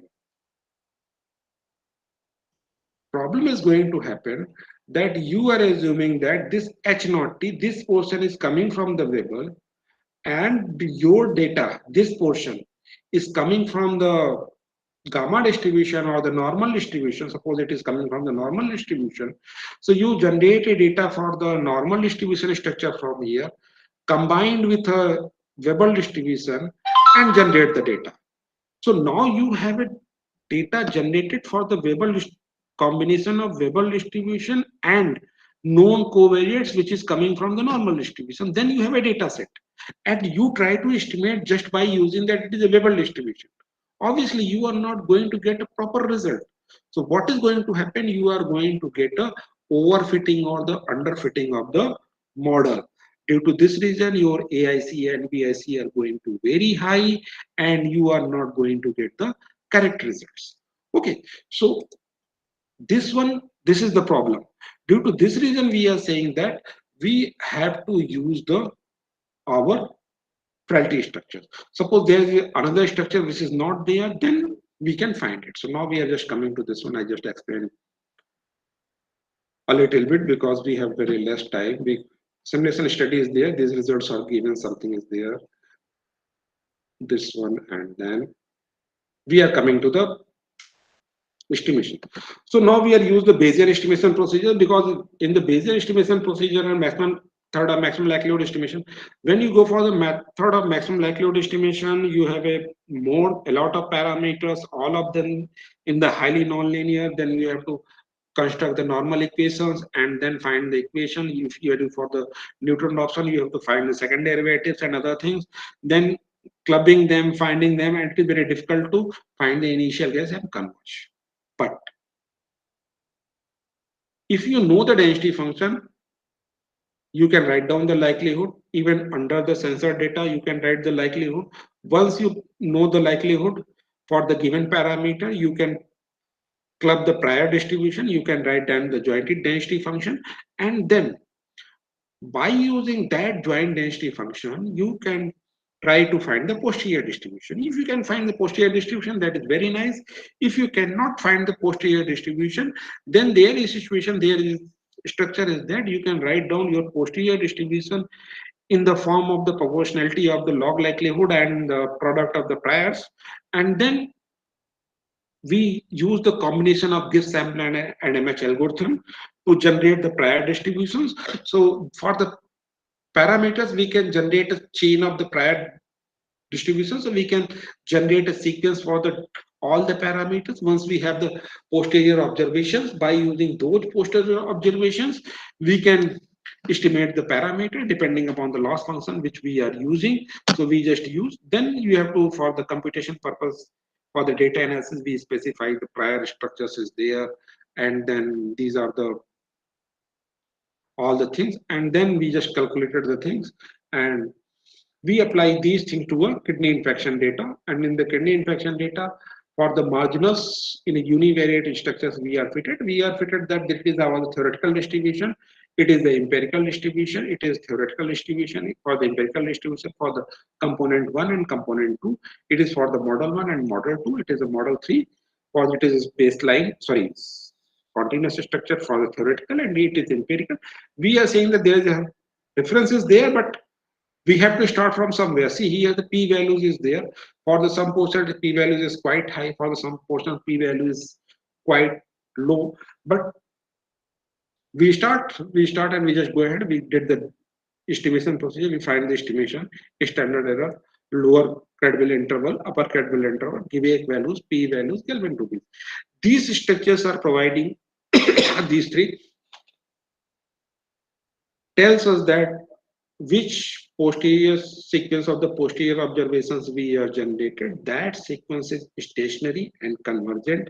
This portion of the table taking the guarantee that generated observations are the stationary and convergent. That is the basically when you have no idea about the posterior, then that is always a question that which observations you are generating from the posterior, that is a convergence or and stationary. So by applying these two tests, we are in a situation to say that that is perfect. So we just go ahead and we just found the estimates for the all four models, and after four models we write down, see, this is the with frailty structure, without frailty, with frailty, and without frailty. See, this is the AIC of the with frailty is less, with respect to the without frailty means our model is better than the without frailty models. Means frailty is there. So similarly, it is happening here. So in this situation, we are in a situation to say that our models with frailty is better than the without frailty model. So we should use the frailty for the discussion of this. This is the comparison of the base factor that gives you the only the idea that how much which with respect to which model is more likely to be better. And then we are giving the this is the predictive interval for the four model of the kidney infection fitted data. What we did for the estimated parameter, we generated the kidney infection data again, and then we just found the confidence interval and then the number of observations falling in that observation, that is providing the tables. Okay, so and in this portion, we also find the which covariates are having a effect on this one. We just found that this is the beta 2, beta 4, beta 5 are the significant. Beta 2 is generally coming from the most of the time. This beta 2 is for the kidney infection data. It is coming for the gender. And as doctor is also showing that the females are the less prone for the kidney infection diseases with respect to the male. So that is the scientific results, and that is also supported by our data estimation procedures. So similarly, you can go for the additive structures. When we go for additive structures, we did it, and then for the again we show that here that it is a without frailty models is here, with frailty models is better than the without frailty models, and then we can combine this structure, and we show that it is a working in a very nice way. So now I'm going to stop here. I'm not going to go ahead. Okay, so if you have any questions or any other things, you can just ask.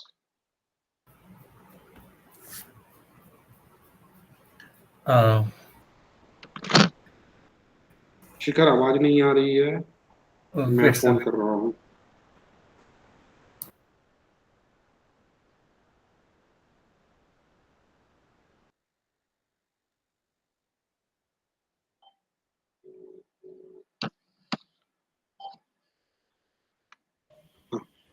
Good evening, sir.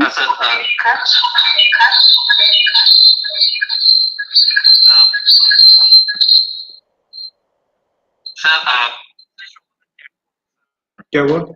Chat box, they are open the messages. They are writing the message question. Right. Yeah. So I'm just taking the questions. Okay. Sir, if an event is having more than two categories, mild, moderate, severe, not like survival and death, then what will be the solution for this?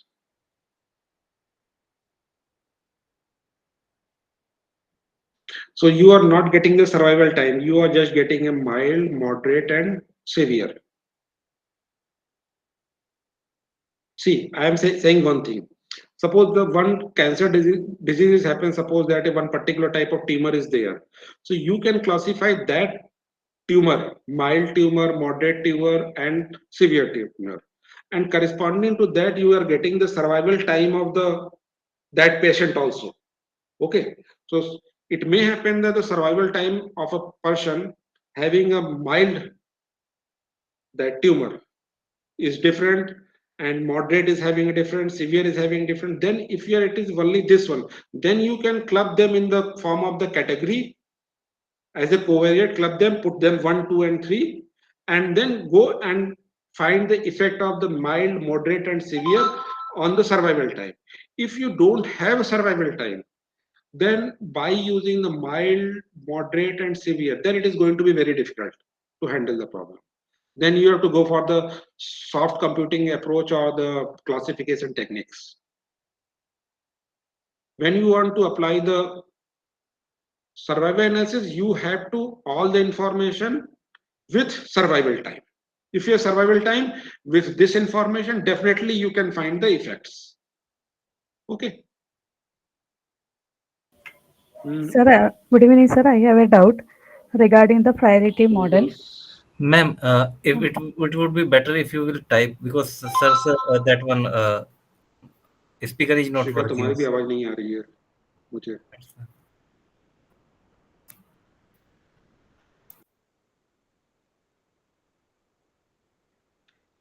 Any other question?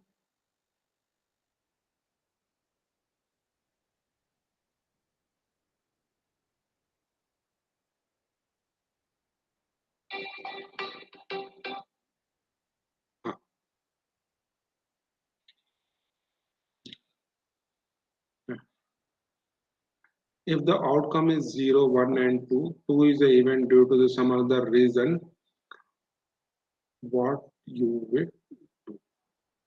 Good. See, when we are saying that the outcome is 0, 1 and 2, this type of situation is that suppose I am trying to study one particular type of disease and occurrence is 0 and sorry, not occurrence is 0, occurrence is 1 and the event is occurred due to some other reasons.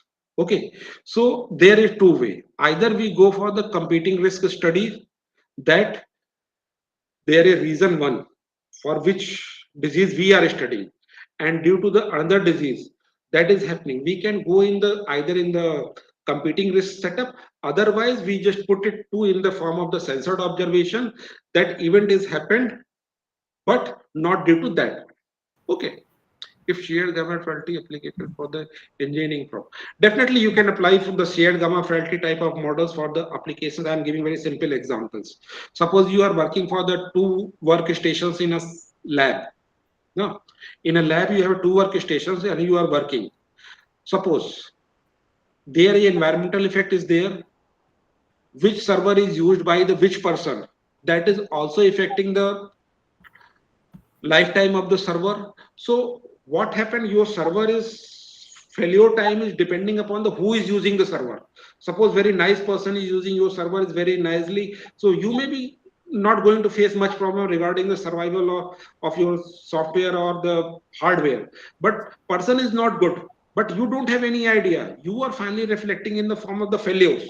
So for the engineering a lot of problems you can apply the frailty models are the shared gamma frailty models. Shared gamma frailty models is any particular type of things you can find. Basically, you can say that you can apply the frailty models for the engineering problems. It may be correlated, it may be other structures. If you find there is a lot of literatures for the frailty models in the engineering setup in the for the reliability and other structures.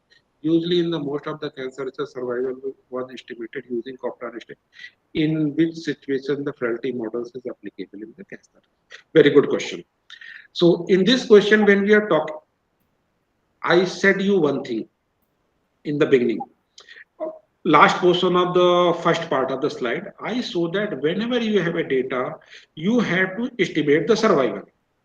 For estimating the survival, you have to either use the parametric approach or the non-parametric. Okay, if you are using the parametric approach, whatever I have discussed in the frailty, you have to follow the same procedure.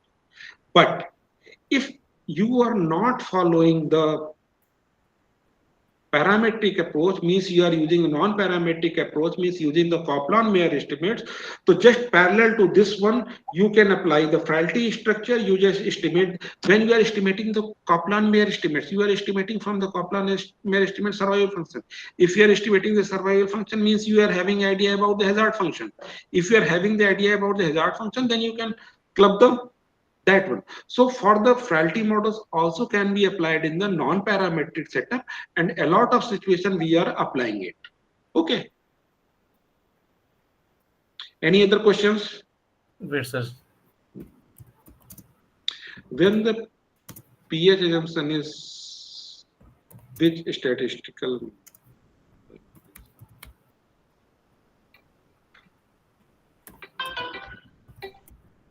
Hello हाँ मेरी तबीयत कैसी है ठीक पर और 10 minute बाद phone करें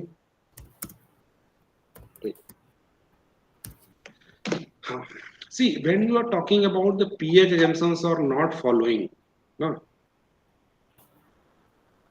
violated which statistical methods used in the analysis of the survival data.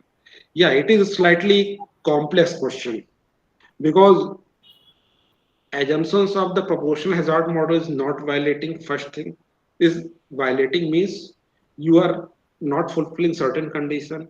up to which extent you are cutting, it is depending upon the method, depending on the those situations that which assumptions are you are not fulfilling.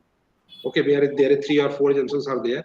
So if you are failing only one, then that is another way. So it is depending upon the data and which type of assumption you are not in a situation to fulfill.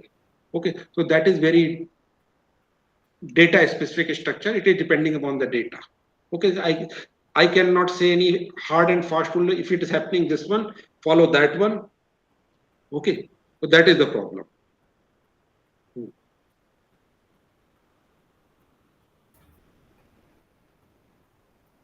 Any other questions?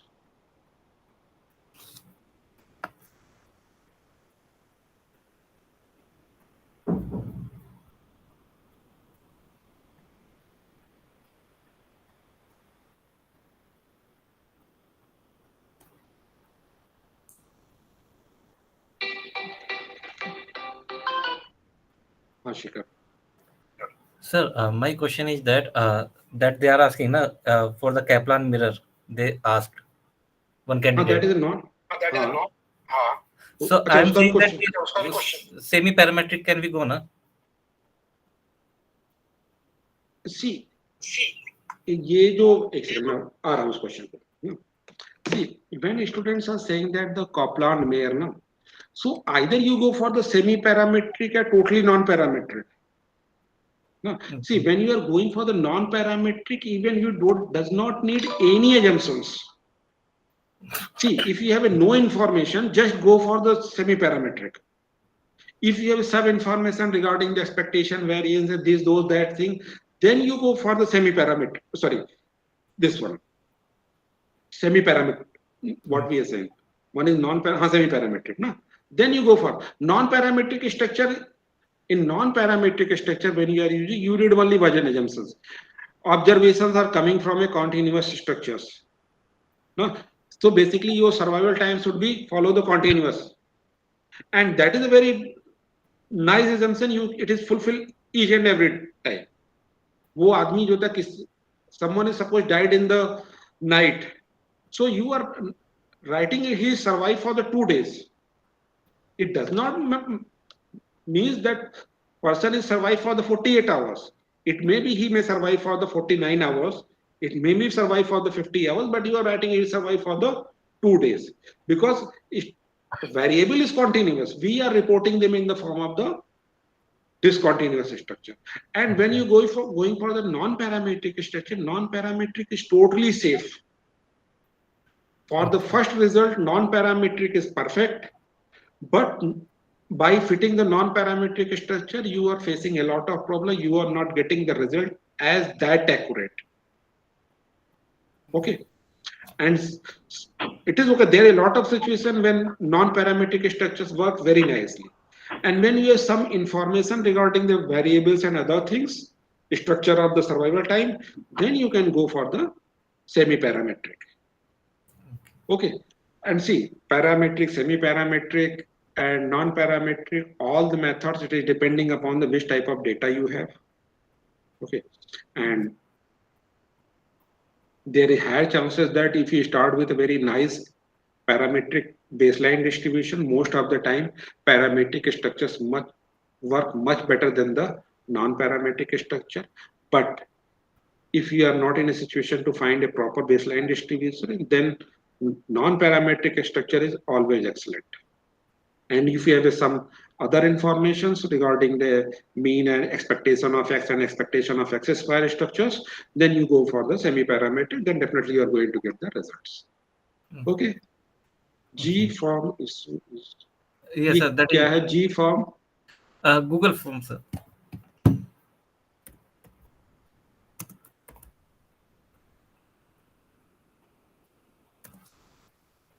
Nothing else, Okay, sir. no problem. उसका मुझसे. Okay, Sakshi, Any you other can. questions? Sakshi, you can. Okay, No. sir. If it is no, on the behalf, sorry, that is it.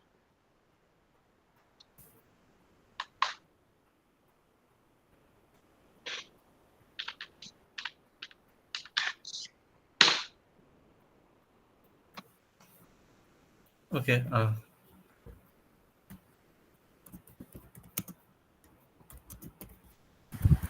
Sakshi, then For all the participants, if you are facing any issue with the Google form, kindly refer the same link. The issue will be resolved very soon. You can note the link. You can please make a note of that link, copy it somewhere, and we'll do some changes so that you can fill in the forms.